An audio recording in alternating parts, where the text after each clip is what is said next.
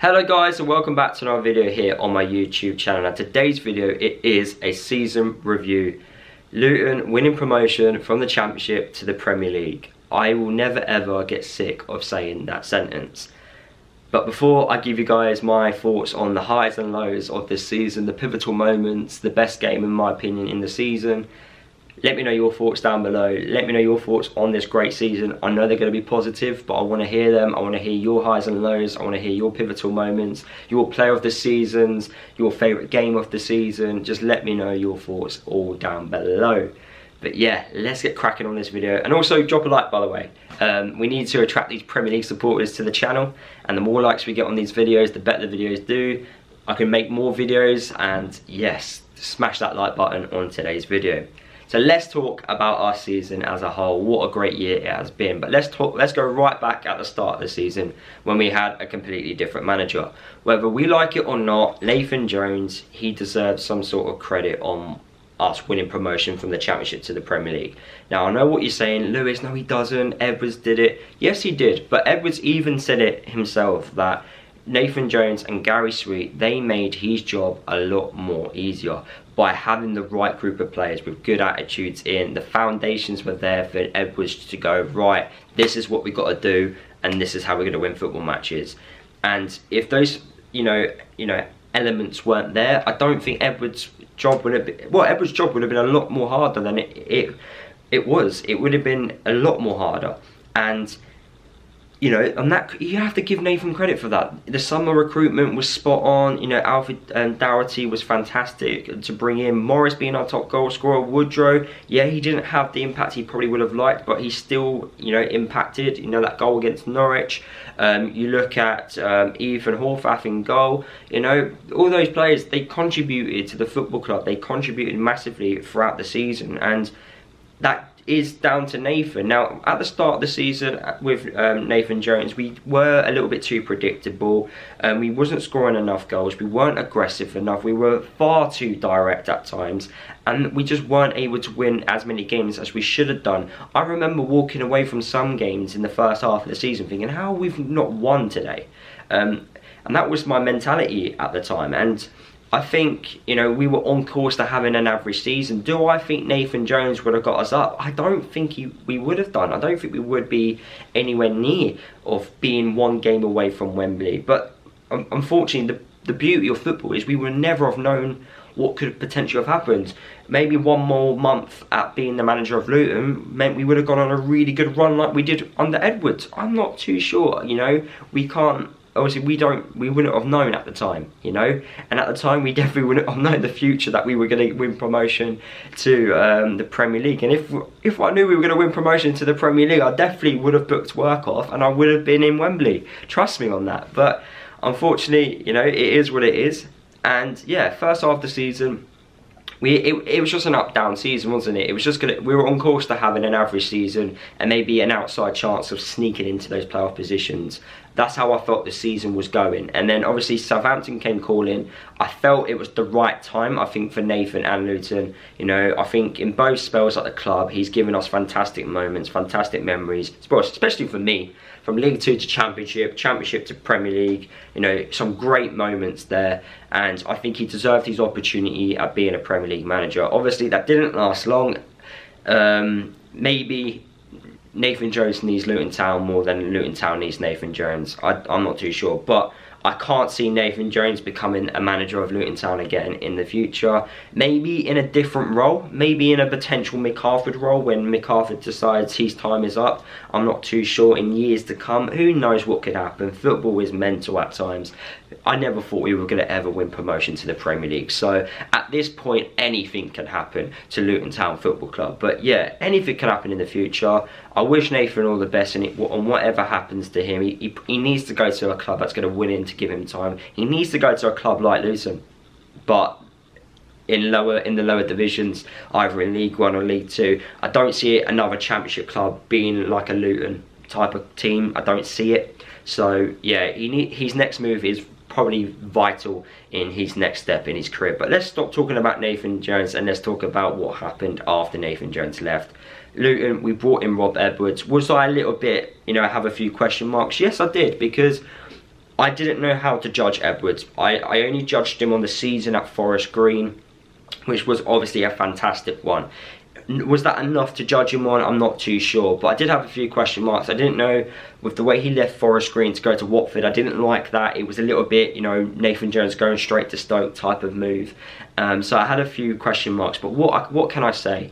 He's proven me wrong massively, and I've mentioned this a few times in my last couple of videos. These group of players and management and owners always prove me wrong, and that's what I love. I love being proven wrong. I can't stress it enough. If I'm saying something and I get proven wrong, happy days, man, because what that means is whatever proves me wrong means we get better. You know, my expectations are maybe too low, and we're just outdoing my expectations, which is great to see. And if we keep doing that, we'll just become one of the best teams in the world. I honestly mean that.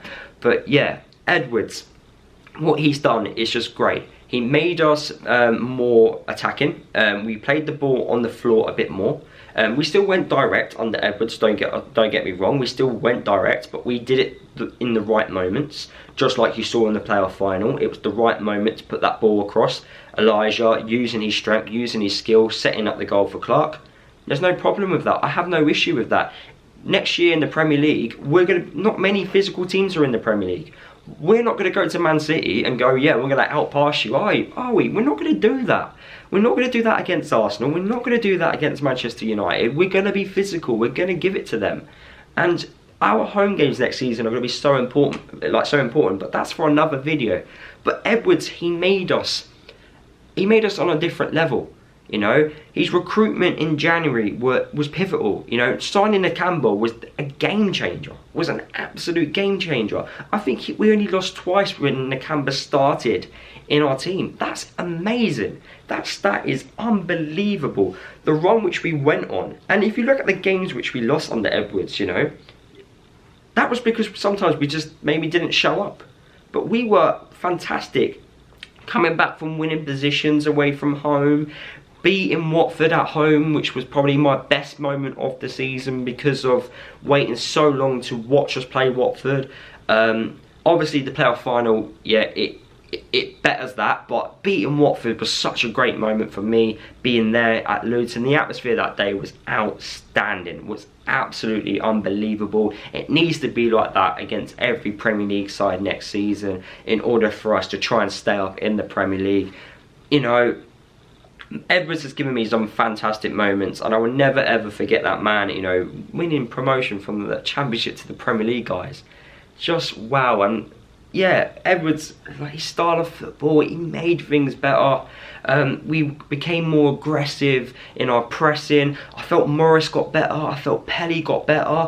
Osho definitely got better. Amari Bell, I think it was Nathan Jones who actually moved Amari Bell to the left side of that centre-back role. But even then, I felt he got better. Everyone got better. We signed Cody Drama from Leeds United, who had a really good spell with us. You know, we were amazing. We really were amazing in that second half of the season. And these group of players will go down in history of, you know, okay, if you compare us to the previous Championship sides that Luton have had over the years, some may say those Championship sides were better than this one. But these group of players will go down in history, because they achieved something which not many of us thought we were ever going to achieve. This year was the perfect opportunity to win promotion from the Championship to the Premier League. With big clubs like West Brom, Stoke, unfortunately you don't really want to say Watford, but them falling apart, in Norwich falling apart, you know, Middlesbrough not being able to do it, Millwall ruining it at the end, Sunderland being a massive club not being able to do it. You know, it was the perfect opportunity and the perfect moment to do it. If we didn't do it like against Coventry in the playoff final, then I don't know when we would have eventually done it. But we've done it, and we took our opportunity. We broke a curse, which is Luton winning in the playoffs, which we rarely ever do. It's been an absolutely unreal season. These boys have, you know, performed way above my expectations. All these I think majority of this squad will get an opportunity at trying to step up in the Premier League. We're obviously going to make a few signings, and I will talk about that in another video. But these group of players deserve an opportunity, whether we think they're good enough or not. They keep, you know, performing above our expectations, and they may perform even better our expectations next season in the Premier League. Some of these players may step up and become Premier League players. I don't want to doubt them, because I keep doubting these boys and they keep proving me wrong. So let's give them a go. Let's just give them a go. Let's see what they can do. And yeah, let's just really enjoy next year. Whatever happens, we go down, okay? We rebuild and we go again. We've got the right structure at this football club. This club's not going to die. This one season in the Premier League, if it is one season, is going to do wonders for this football club. The money which this club is going to get, the global eyes which this club is going to get, it's going to be absolutely outstanding. It is a fairy tale story. It's probably the biggest fairy tale story in the history of football. 9 years from non-league to Premier League is outstanding, and the board, and I think the board especially, deserve as much credit as possible. You know, they deserve the pay rises, they deserve everything which, you know, whatever happens to them over the summer, they deserve it, because without them saving our club from when we were relegated from League 2 to non-league, we wouldn't exist. We would have been reborn as a different football club, you know, and that just, I don't want to ever think about that again. But what could have potentially have happened would have been scary. But look where we are. Just look where we are, boys and girls.